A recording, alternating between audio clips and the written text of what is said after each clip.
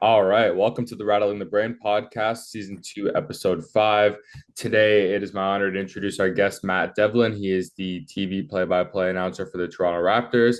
He has worked with the Toronto Maple Leafs, Toronto Blue Jays, Rogers Cup, CFL, pretty much anything you name, Matt has worked on. It is an honor to have him on here today. Matt, thank you for joining. Aaron, thank you for having me. I appreciate it.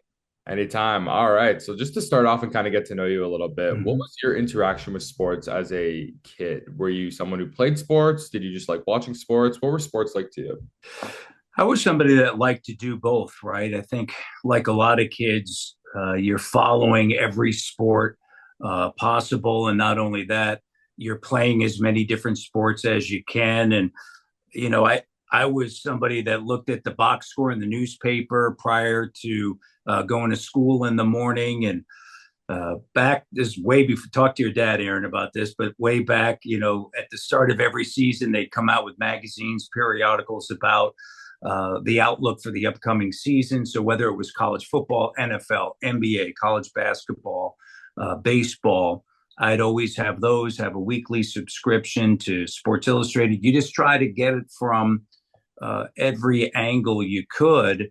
And I loved it. And always was somebody that also enjoyed playing sports. And eventually I just wasn't good enough and got cut in college. And that really started my journey to and my interest in getting involved in TV, and because I wanted to be around sports and I just didn't know, what were the fields around that. I was thinking, do I want to get into coaching? Do I want to, possibly get on the air and TV? And I went to high school in Nashville, Tennessee, and there was a local sports anchor there called Charlie McAlexander, and he was on the local NBC at 6 and 10 o'clock at night. And that's how we consumed all of our sports. And I just thought, man, that guy's got the coolest job in the world. And that's really, what led me to wanting to get into broadcasting. Well, I'll tell you one thing for sure. A lot of people in my program and myself probably think that you have the coolest job in the world right now. Kind of just getting to know you a little bit more in broadcasting. Was basketball always the main route that you wanted to go when it came to broadcasting, or were you kind of just open to doing any sport at any time? Definitely open. When I got involved, I really didn't know where to start. When I got out of school, had some internships, and someone told me go to a small market and work your way up. And in the U.S., way back then, there was well over 200 markets. I was in market 154, 155 in Abilene, Texas, a town of about 110,000 people. I was hired by the NBC affiliate in town to do weekend sports. And then during the week, as an anchor. And then during the week, I was a reporter as well as doing a lot of other things around the station. Made a whopping $5 an hour. And, that's really where I, started. It wasn't until I was there probably for about 18 months that my mind kind of shifted to wanting to do play by play. And that's when, my career went in a different direction. I honestly, when I started out, I never really thought like you could have, like doing play by play. How would you even get into doing that, and where would that start? Is, you know getting to go to Abilene, Texas, at least, got me into the industry. And then from there, it was okay. How do you then, get into play by play? So working in the States, how did you kind of come to Canada to do work with the Toronto Raptors? Was it a process or did you kind of just get picked up? What was that experience like? Yeah, well, so a lot of things happened between Abilene and getting to the opportunity in '08 to come to Toronto. I had been in the NBA since 1999 with NBA TV in the U.S., as well as doing play-by-play at that point for ESPN, the Atlantic 10 network, and a lot of other different places, and was doing football, basketball, baseball at that time, working for Madison Square Garden Network as well. And then in 2001, I was offered the opportunity to be the voice of the Memphis Grizzlies when they moved to Vancouver. And that was an unbelievable experience. I worked with Hubie Brown and Jerry West, who were instrumental in so many things in my life regarding basketball. I was there for 3 years and then had the opportunity to go to Charlotte with the Charlotte Bobcats. And at that time, I was also starting to do TNT, Turner Sports in the U.S., as well as filling in on Fox in the NFL. And in 2008, I was here doing a first round matchup between Orlando and Toronto, and finished up with that. Was back in Charlotte. I was having lunch with a gentleman by the name of Carl Shear, who was a legendary NBA and ABA executive.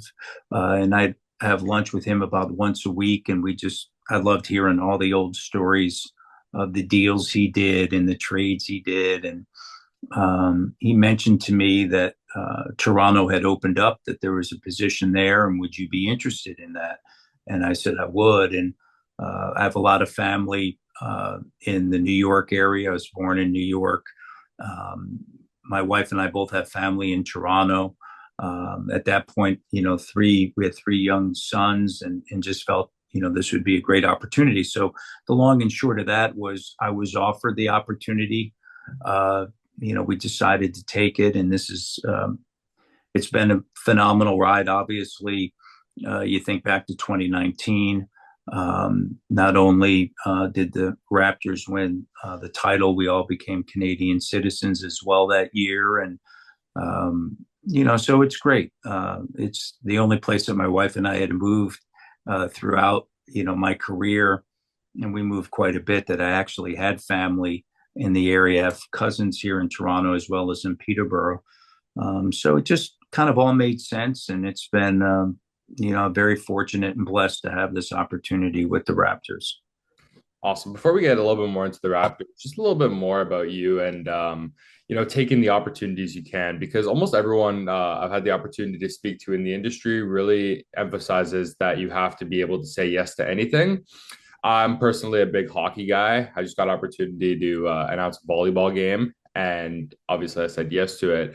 How important would you say saying yes to opportunities are, and how will that do you good in your career? Well, the minute you say no, you'll never hear from that person again. So you have to say yes. And I think that the most important thing is, no matter the sport, and I've done everything from, tennis, football, basketball, baseball, hosted hockey.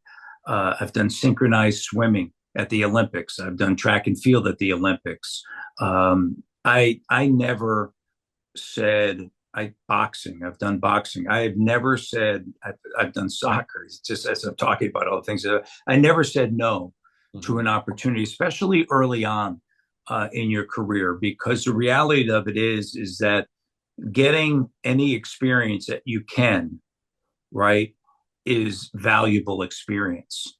And so for you, knowing the rhythm and the cadence of calling a volleyball match and coming on the air is extremely important, and it will help you later on in life, not only from the standpoint of, hey, there might be an opportunity at the Olympics, and yeah, I've already done that sport, but it also could be that, and 9 times out of 10, 10 out of 10, that experience of just being on the air is going to help you find your voice and who you want to be when you're on the air.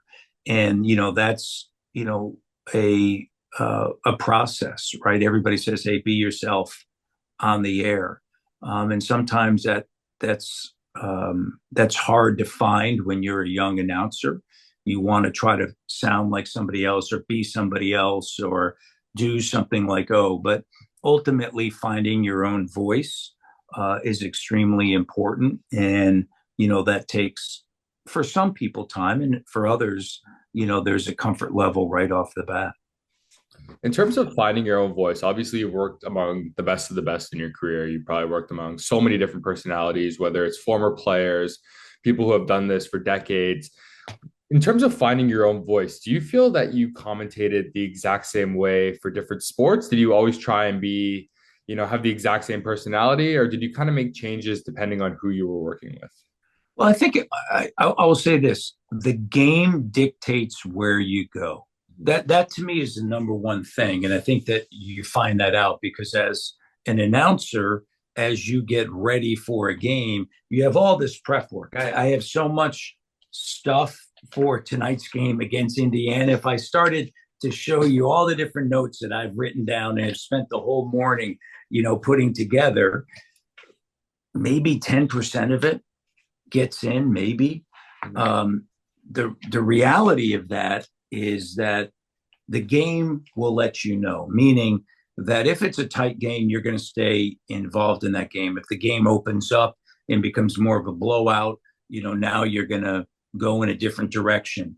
Then can you get to the point where you can have a little bit of fun, but yet also then recognize, what's happening out on the court, the ice, the field. So the game dictates where you go. As far as being comfortable, I feel like when I'm calling games, a lot of it is based on the pace of play, based on the game. So, a baseball game is different from calling a hockey game or a football game or a basketball game. And the important thing is understanding, that rhythm in that sport. And so baseball to me is, my favorite baseball announcer was Jack Buck, who's Joe Buck's dad, because he was just somebody that he did the St. Louis Cardinals for years. You felt like you knew him. You felt like, you're sitting at the bar with him and he would be talking about the game and it's a conversation. And then all of a sudden, it's a base hit. And the description of that I thought was just exceptional. And in basketball and in hockey, as it's definitely more of a rat-a-tat, tat, tat, tat, tat, tat. And in basketball, the game has gotten faster than it ever has been. So that has changed things, right? The pace of play is faster than it's ever been. So it alters how you're calling it, the analyst, the producer, and everybody's working together because when there's 50% of shots that are taken from three, it's a long shot, long rebound. Everybody gets into offense a lot quicker than they have in the past. And in hockey, as the pace of play, right? You're sticking to, the play-by-play. And then if you have an icing, a whistle, what have you, then that's when they're dropping in, the replays. It's when they're bringing in the sponsors. And then the rhythm of a football game, is different. I think the personality is all the same for me at this stage of my career. But the rhythm, again, football is down distance, right? The Buffalo Bills, 1st and 10 from their own 25. Mm-hmm. And then you call the play and, Allen rolls out of the pocket, finds Aaron. Aaron, catches it. It's a 5-yard gain out of bounds, clock stops. It's now 2nd and 5. Boom. Now you have the analyst come in and then the analyst talks. And now all of a sudden, hey, from the 20, Buffalo's 25-yard, so then you're just, getting used to the rhythm of each sport. And that to me is the important thing is understanding the rhythm of the sport. So in terms of your preparation, I had the opportunity to talk to Ben Shulman, who is with the Blue Jays, and he told me he only uses about 3% of his notes for games. I've talked to David Amber, who's on Hockey Night in Canada. He said that he has to write things down and it takes him a long time to practice. I heard Elliot Friedman is just someone who memorizes everything the second he sees it. For you, is it a lot of experience that goes into calling games, or do you really study your notes? What do you how do you prepare for a game? Well, that has changed over the years, but prep work, there's so much information out there right now that it's, trying to take all this information and then bringing it in. And then from there, what is relevant? Again, the game dictates. Do you use 10% of it, 5% of it? I don't know. I might have, I can't even tell you the amount of notes that I have written and prepared for tonight's game. And the reality of it is I don't know how much. I know that I'll mention that the Raptors have won 3 in a row at home. Grady Dick has a calf contusion, hasn't played since November the 24th. In the event that he does play, he's shooting 40% on open threes. He's 1 for 20 with a D within 4 feet. I mean, things now get that specific, right? He's made a three in every game except for one at Sacramento. And so, Scotty Barnes over the last 4 games has 46 rebounds. He's one of 9 players in the NBA to average 26 and 6, meaning 6 rebounds, 6 assists. And RJ is also one of 9 players. They're the only 2 teammates, and one's 23, one's 24, which is cool stuff. So I'll definitely get that in. And then there's just other things that, depending again how the game goes. I know I'm definitely getting in that Indiana over the last 2 games has allowed a total of 266 points. You're not going to win if you're going to allow that much. So I'm color coded on things. I've changed a lot of things over the years. This is something that I've done for years since I got into the NBA, and it's just more of like a fact sheet about each team. Oh, wow. And I put that together, and it's just all handwritten notes. And I put that together, typically during the preseason, right? Led the NBA in points per game, 27th in D. Pacers lost to the Lakers in the in-season tournament, now the NBA Cup. Made it to the playoffs, all the way to the East Conference Finals. So there's all sorts of different information that I have, in here, depending upon if things, go that way, right? As a young announcer, and I think that, because you've done the work, same thing with a young producer, you think because you've done the work that you got to get it in. And again, that's why I always say, you allow the game to dictate where you go. And also the important thing is when you get to the game, talking to your contacts there, whether it's coaches, players, scouts, assistants, and getting a sense and feel is really important. That's cool. That leads into my next question, actually. I'm kind of curious about what a day in the life looks like for you on a day that you have a broadcasting game. So obviously people see you on TV from 7 to 10 on a regular Raptors game. Right. But what is the preparation? What does the day look like? Let's say there's a home game at 7 o'clock. What would you say a day in the life of Matt? Yeah, it was 7:30 start time. So, you get up and I just start reading, right? I start reading and looking at scores from the night before. And then, typically head to my office in the house where I am now and, start diving in. You can spend 8 hours on one game. A lot of people think, hey, you just show up but I try to get, I'd say 90% of my work done prior to going down to the arena. That way, because once I get down there, there's just a lot of other things. I have a production meeting. You're going to grab a quick bite to eat. You may have a meet and greet or something. And then you want to hear the coaches talk. You want to talk to a couple of different people. And then you have the pregame show and then, the tips. So typically when I go down there, I know that my time isn't necessarily my own, right? There's certain things that, you have to do. So that's it. I mean, you can spend as much of the day, reading and looking at a lot of different numbers and reading different stories and talking to different, people within the league.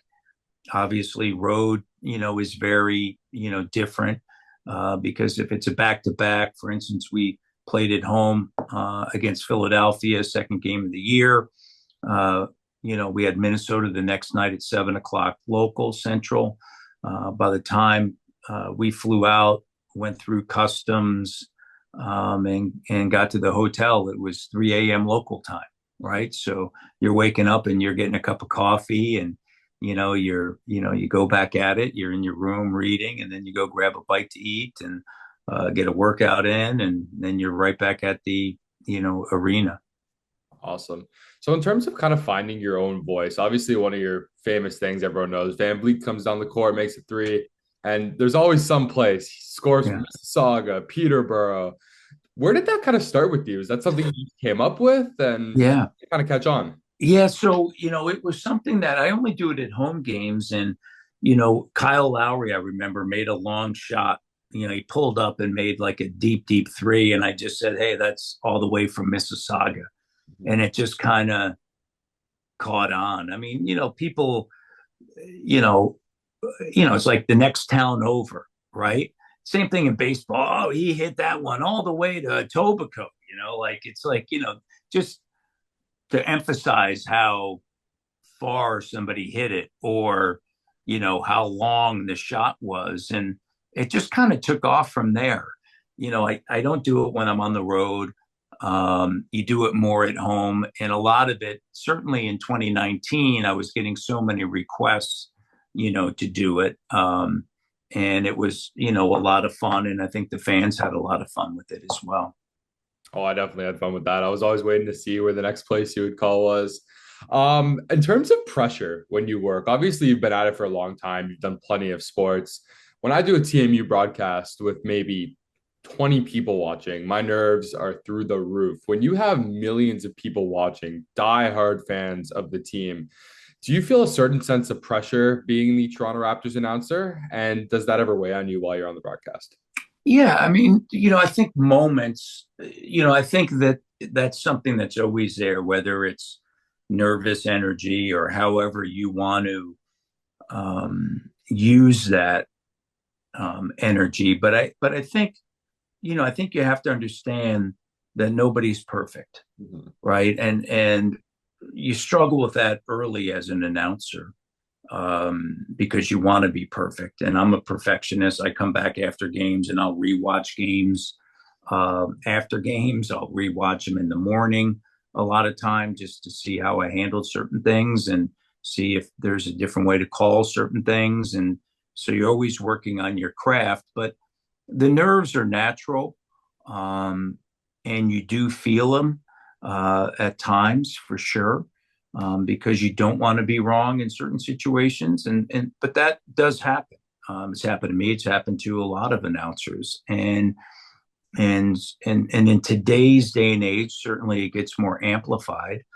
Um, but in those moments, you go back to the basics, and the basics are in basketball, time and score, and what does this mean?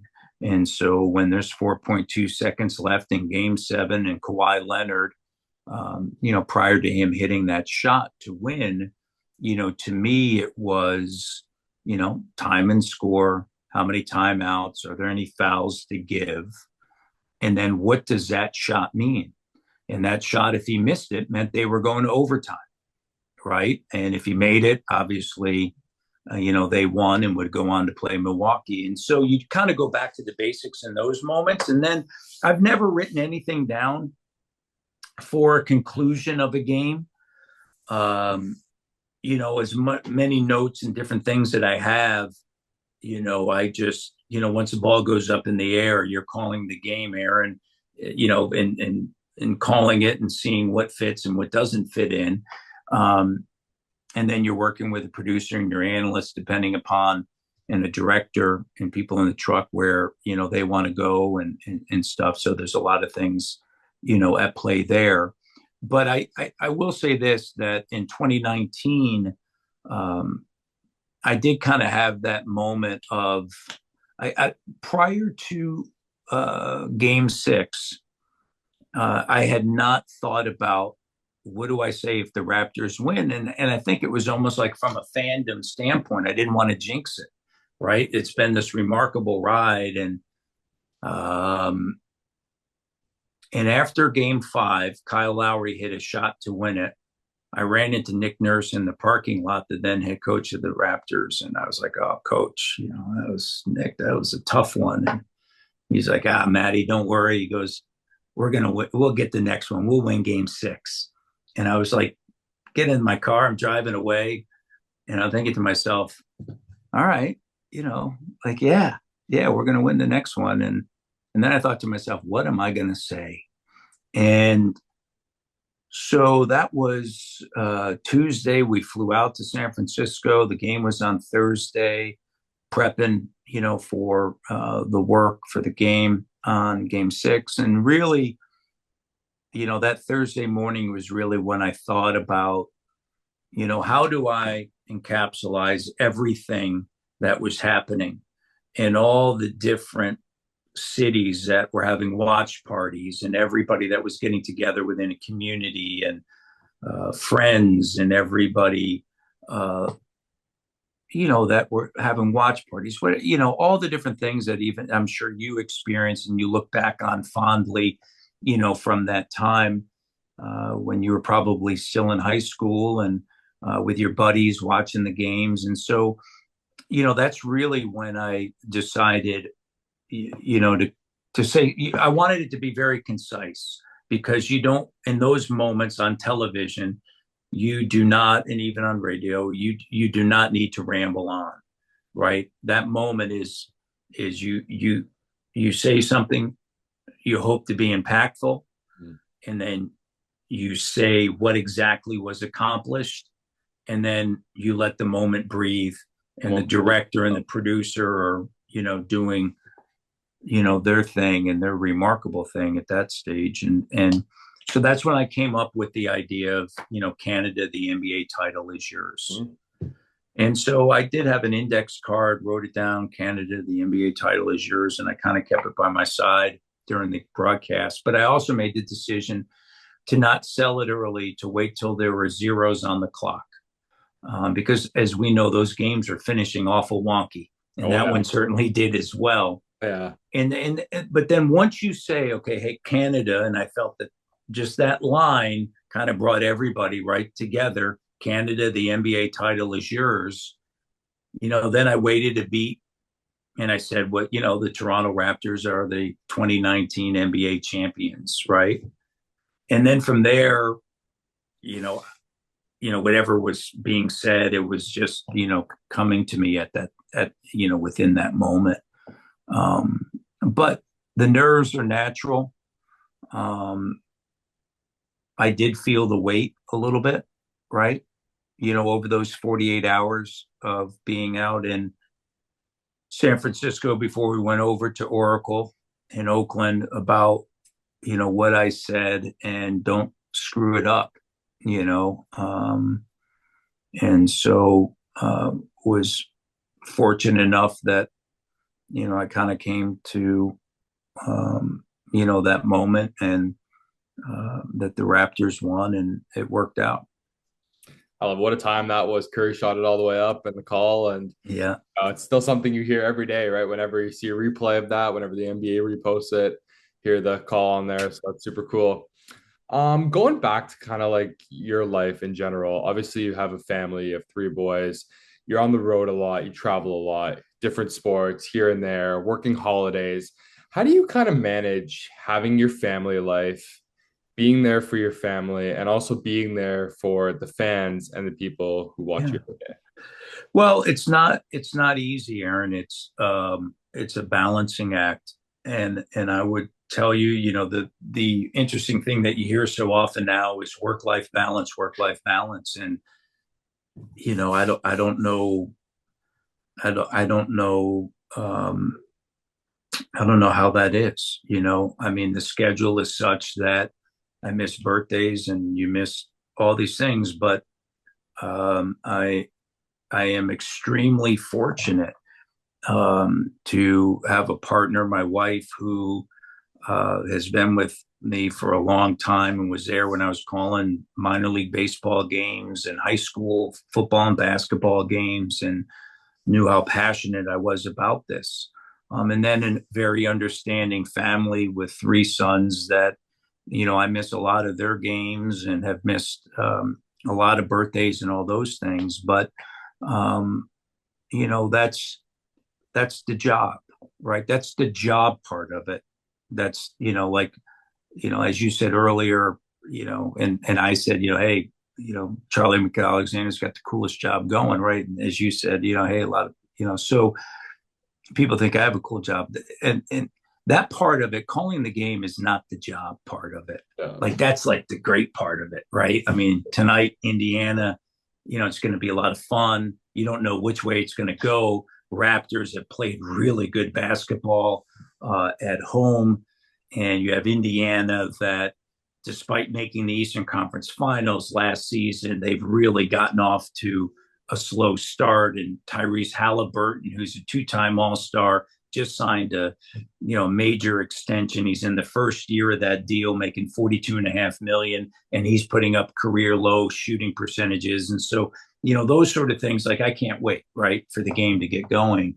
But the other part of it is the job part, which is you're missing things. But I've been very fortunate, and I tell my sons who who are 25, 22, and 20, two most important decisions you'll make is, the career you choose and the partner you choose in life. And because you're going to need that support along the way. And so I've been very fortunate that that's been the case, and, been very, blessed by that. And then it also, makes the times that you are there, that much more special, right? I have two sons that play NCAA hockey. And so I haven't seen them play yet this year, except for one preseason game. And so you kind of look at the schedule and you say, hey, can I get them, can I see them once or twice, right?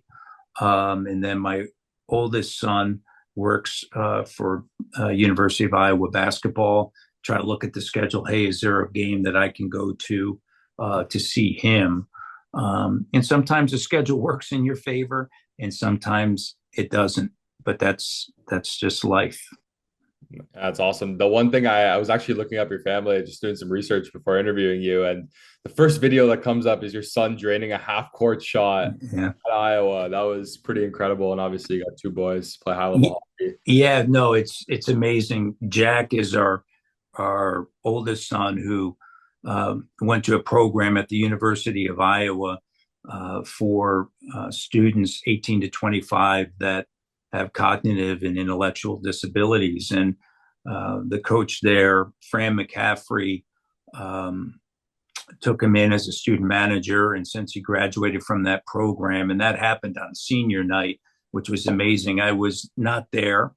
I actually had COVID at the time. I was in Charlotte, and my wife was on her way there and then tested positive, and was unfortunately not able to be there that night. But we did have family that was there for Jack. And anyway, since he graduated, he has worked there during the basketball season, which has been really, really cool for him. And it's been an amazing experience. And it's a lot of fun to see him flourish like that. Awesome. Before I let you go, I said one more question for you. What's one piece of advice you can give to young broadcasters, people looking to get into the industry, and what's one thing they can do to stand out? Well, I think number one, it's not going to happen overnight. I think that it's very rare if it does. So you have to know that you have to play the long game and keep the big picture in mind. And then I would say take every opportunity that's there. And even if you have a Toronto Raptor game on, turn the volume down. And now a phone is like a recorder, right? I used to actually have a tape recorder with a cassette tape and a microphone.